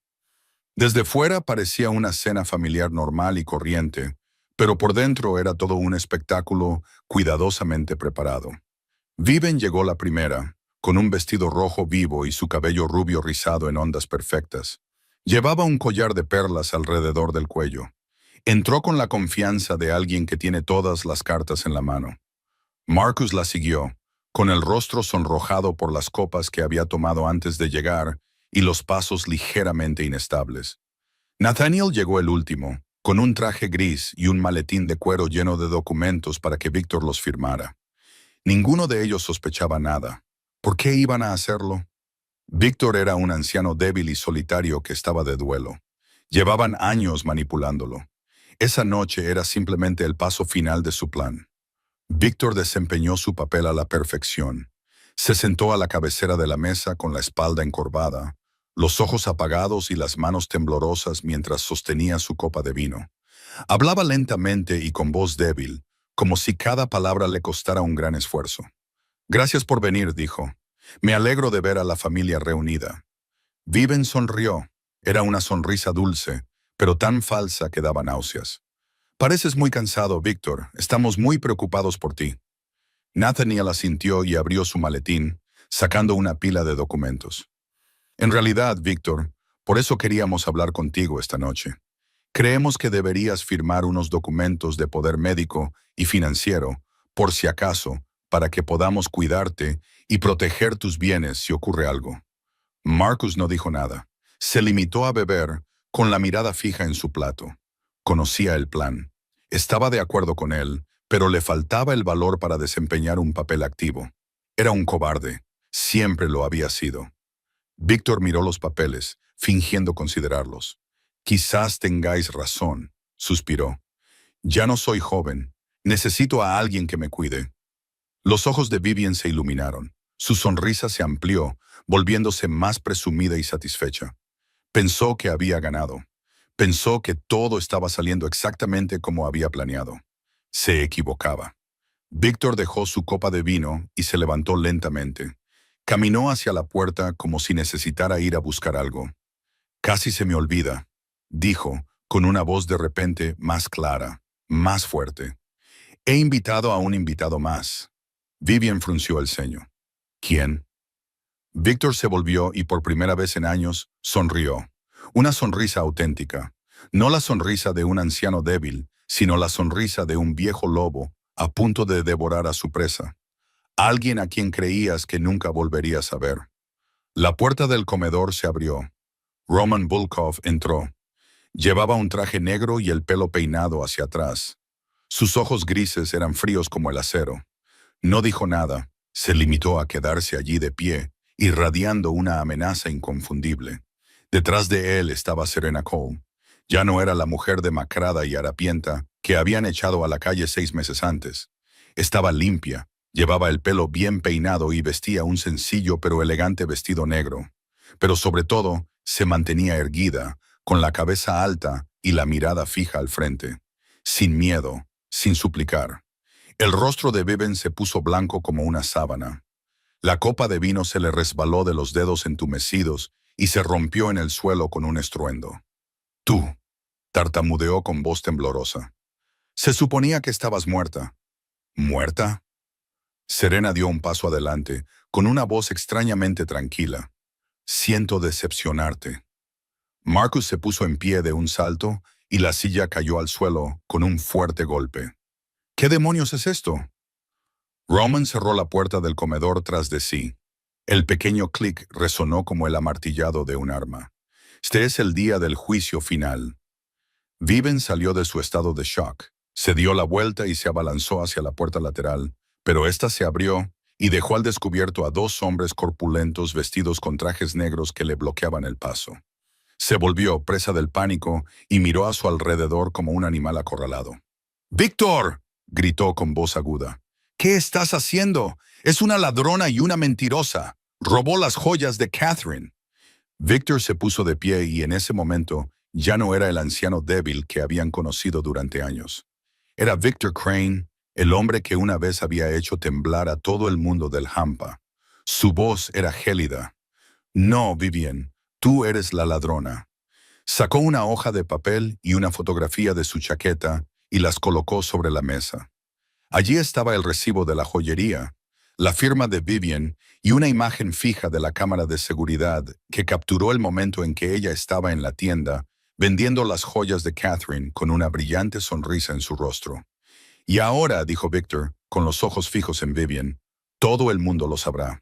Roman se acercó al gran televisor colgado en la pared del comedor, sacó una memoria USB del bolsillo de su chaqueta y la conectó. La pantalla se iluminó.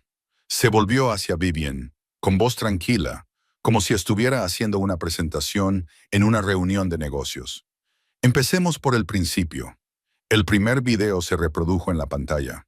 Eran imágenes de una cámara de seguridad de la cocina de la mansión Crane, filmadas desde arriba y nítidas hasta el más mínimo detalle. En el video, Vivian estaba de pie frente a Serena, con el rostro enrojecido por la furia. Levantó la mano y abofeteó a Serena, que cayó al suelo. Serena intentó levantarse, pero Vivian le dio una patada en el estómago. 1, 2, 3 veces. Serena se acurrucó en el suelo de la cocina, con los brazos alrededor del abdomen, mientras Vivian se colocaba de pie sobre ella, con la boca abierta, gritando palabras que no se podían oír porque el video no tenía sonido. El rostro de Vivian se puso gris mientras veía la escena desarrollarse en la pantalla. Balbuceó. «Eso es falso. Ella te está manipulando, Victor». Roman no se molestó en responder. Pasó al siguiente video. Esta vez era dentro de la joyería de Mal. Vivian estaba de pie en el mostrador con el diamante engastado brillando en sus manos. Sonrió, le dijo algo a Mal y firmó el recibo. La fecha y la hora eran inconfundibles. Solo habían pasado 3 meses desde que Serena había sido expulsada acusada de haber robado esa misma joya. Entonces Roman cogió el diario de Serena, lo abrió y comenzó a leer en voz alta. Su voz llenó el comedor, que se había quedado en silencio. 15 de marzo. Vivian me encerró en el armario otra vez. 8 horas. Conté cada segundo. No lloré. No les daré esa satisfacción. 3 de junio. Marcus me ha pegado hoy. Estaba borracho. Dijo que le recuerdo todo lo que odia de su padre. 23 de diciembre, Navidad. Oigo risas arriba. Música. Copas tintineando. Están celebrando una fiesta. Yo estoy aquí abajo, en la oscuridad, con hambre y frío. ¡Basta!, grita Vivian, con voz aguda y áspera. Esto es un invento. Lo escribió para incriminarnos. Es una mentirosa. Roman sacó su teléfono y pulsó el botón de reproducción. La voz clara y temblorosa de Isabel resonó en la habitación. Lo vi todo. Vivian golpeaba a Serena casi todos los días. La mataba de hambre, la encerraba en el sótano y le quemaba la piel con cigarrillos. Marcus también la golpeaba, siempre que estaba borracho. Lo sabía todo y no hice nada. Incriminamos a Serena por robar las joyas para deshacernos de ella. Ahora, Vivian y Nathaniel están planeando declarar a mi padre legalmente incompetente para poder quedarse con sus bienes. Si eso no funciona, lo matarán. Todos los presentes en la sala se volvieron para mirar a Isabel. Ella estaba de pie en un rincón, con el rostro pálido, pero no retrocedió. Marcus se puso en pie tambaleándose, con el rostro tan blanco como un cadáver. «Todo fue culpa de Vivian», gritó con pánico en la voz. «Yo no sabía nada. Ella me obligó». Vivian se giró bruscamente, con los ojos ardientes de rabia. «¡Cobarde!», gritó. «Tú también la golpeaste. ¿Creías que no lo había visto? ¿Crees que ellos no lo saben?» Marcus se quedó paralizado con la boca abierta. Su propia esposa acababa de destruirlo. Nathaniel no dijo nada. Solo retrocedió hacia la puerta trasera, tratando de escapar sin que lo vieran. Pero en el momento en que su mano tocó el pomo de la puerta, 2 de los hombres de Roman ya estaban allí. Lo agarraron y lo tiraron al suelo con un fuerte golpe. Isabel salió de la esquina y se enfrentó a su familia. Su cuerpo temblaba, pero su voz era firme. «Lo siento», dijo, «pero no puedo seguir formando parte de esto». Vivian gritó como una loca. «¡Traidora! Después de todo lo que he hecho por ti, después de todo lo que tú has hecho». La voz de Isabel se quebró. «Me has convertido en un monstruo, igual que tú». Víctor se puso de pie, con aspecto viejo y cansado, pero en ese momento se erigió como una montaña. Su voz temblaba, pero transmitía poder y resonaba en toda la habitación. Vivian, Marcus, ya no sois mi familia. Habéis torturado a mi hija. Conspirasteis para robar mi herencia. Estabais dispuestos a matarme. Se volvió hacia Serena, con los ojos llenos de lágrimas. Ella es la única familia que me queda. La puerta principal se abrió. Entraron dos agentes de policía. Eran los amigos con los que Dimitri había contactado antes. Vivian Ashford, Marcus Crane, dijo uno de los agentes, con voz monótona, como si estuviera leyendo un guión. Quedan detenidos. Vivian gritó y se resistió mientras la esposaban. Esto no ha terminado. Pagarás por esto. Serena dio un paso adelante, tranquila y fría y libre. Se plantó delante de Vivian y miró directamente a los ojos a la mujer que la había atormentado durante 2 años. No, dijo, tú eres la que ha pagado.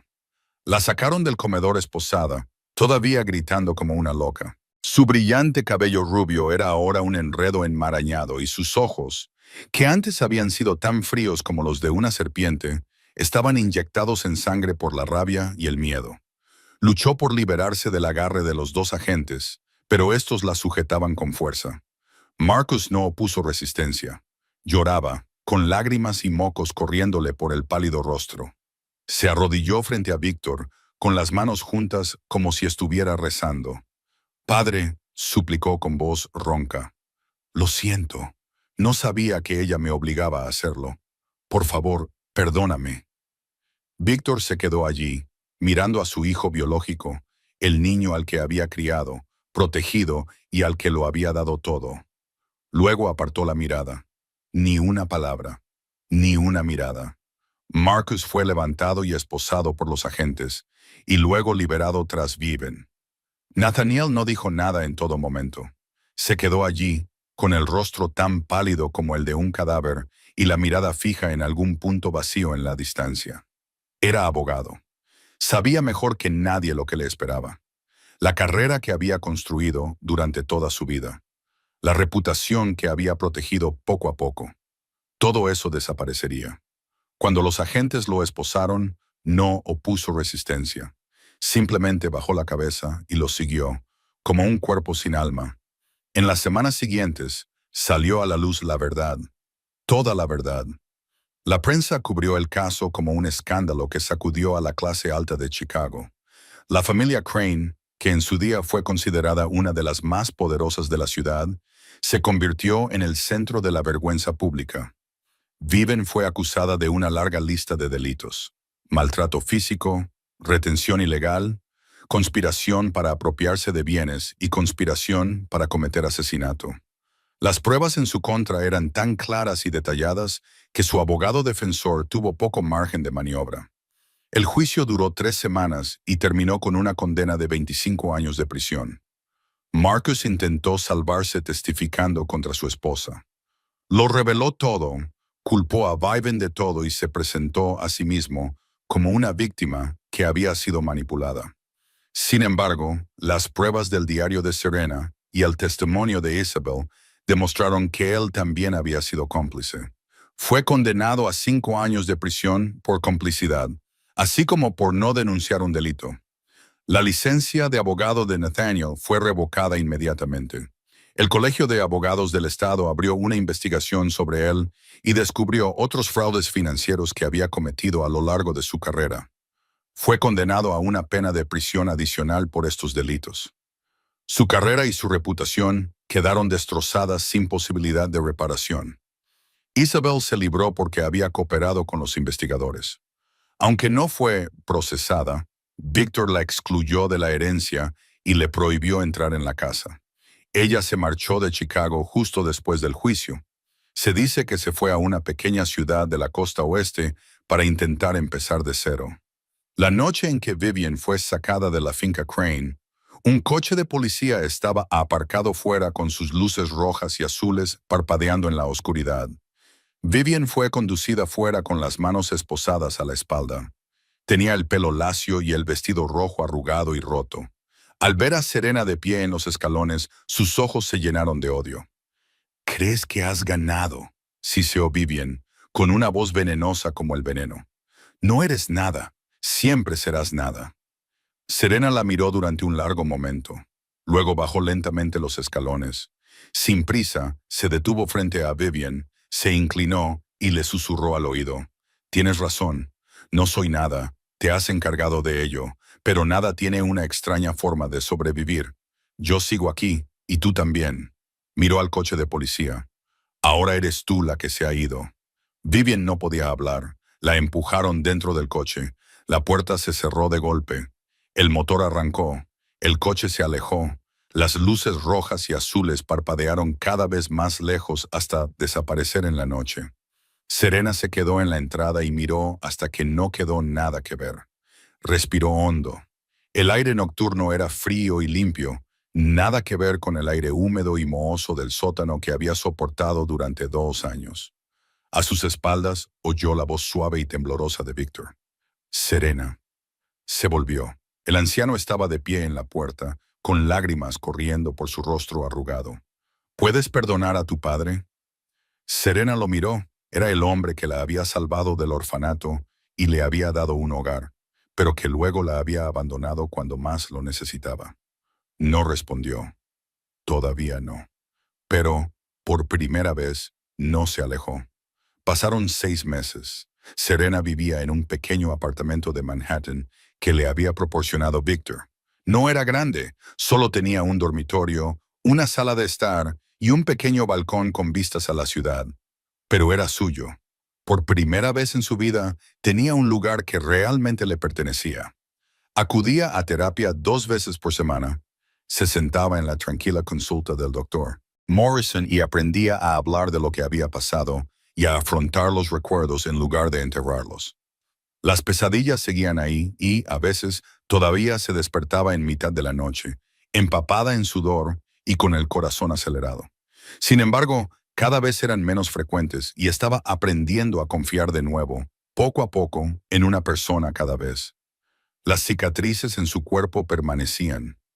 Nunca desaparecerían por completo, pero ya no las ocultaba. Cuando llevaba mangas cortas fuera y se veían las quemaduras y los cortes, no bajaba la cabeza avergonzada. Eran la prueba de lo que había sobrevivido. No permitiría que la definieran como una víctima nunca más. Un domingo por la tarde, sonó el timbre.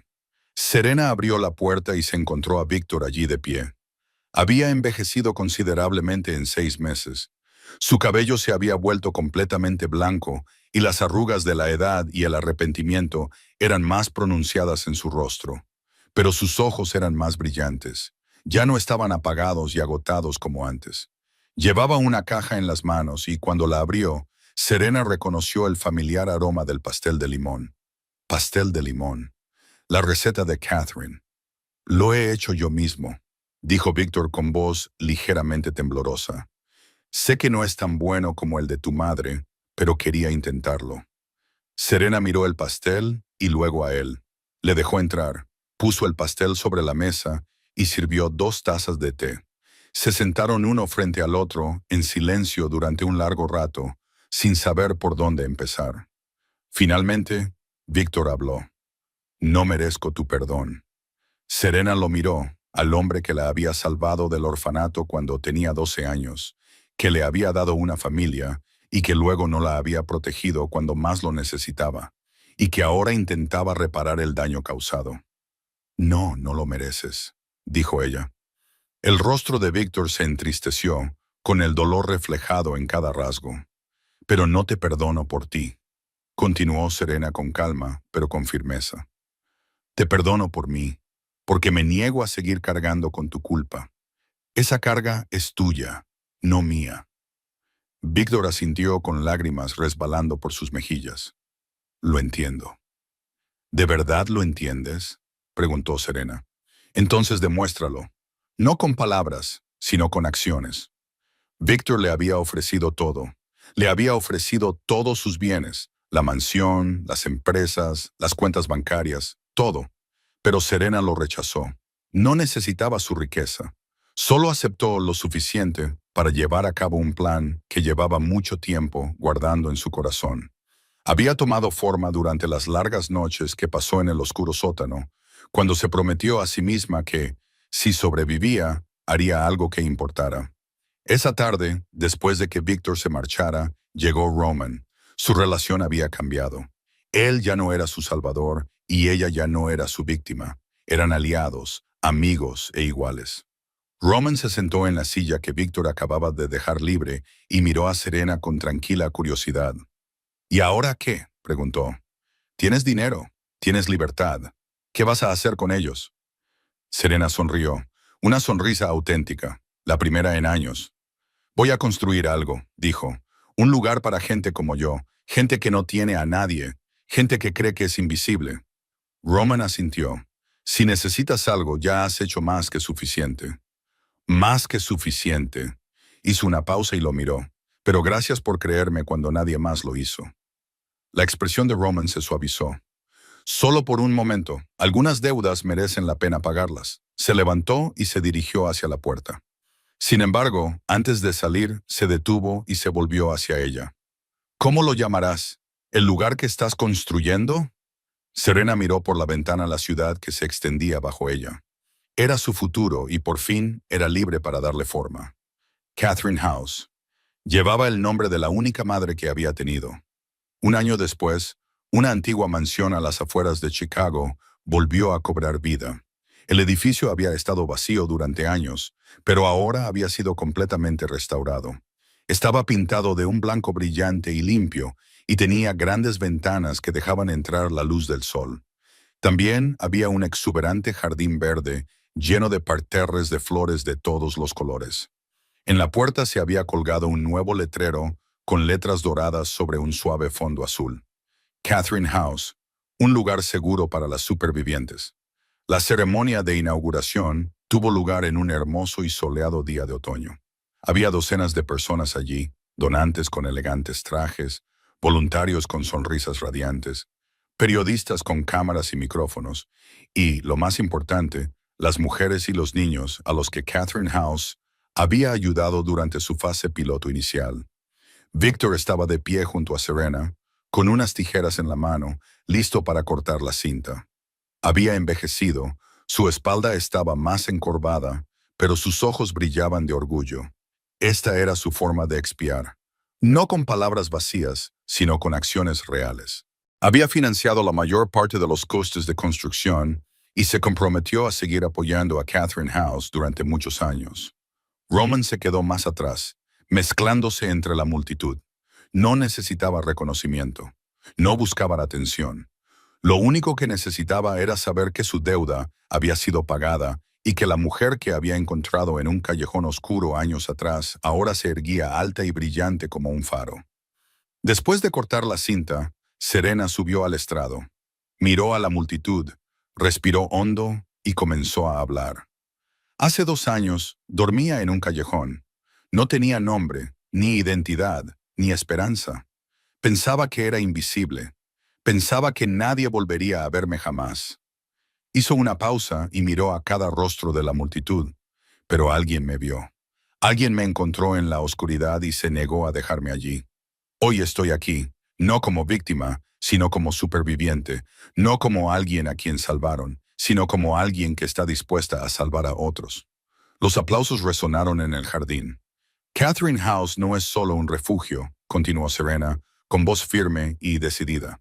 Es una promesa, la promesa de que ninguna mujer ni ningún niño volverán a ser invisibles. No mientras yo esté aquí, no mientras este lugar exista. 2 años después, Catherine House se había convertido en un hogar temporal para más de 200 mujeres y niños maltratados. Serena se convirtió en la voz de los que no tienen voz.